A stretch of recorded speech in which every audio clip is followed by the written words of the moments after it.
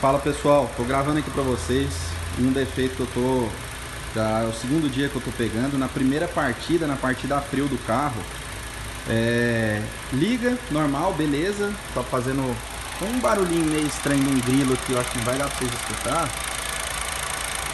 Mas, na hora que a gente pisa no freio, como, vamos ver se vai aparecer.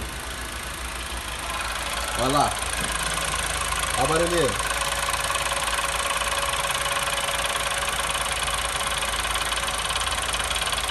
Olha isso.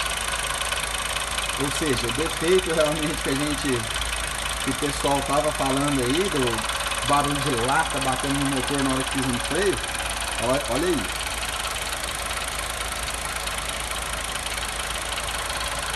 Olha isso.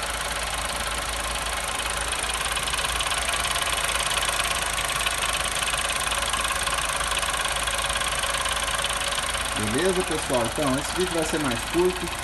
Eu notei somente na partida frio. Vou ficar mais ligado, ver se aparece quando o carro já está quente também. Ó.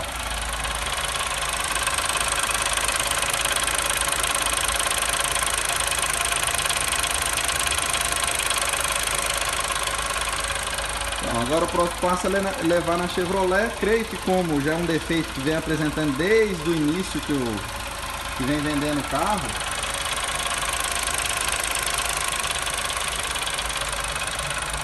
eu acho que eles já devem ter uma solução lá. Então, tchau, obrigado.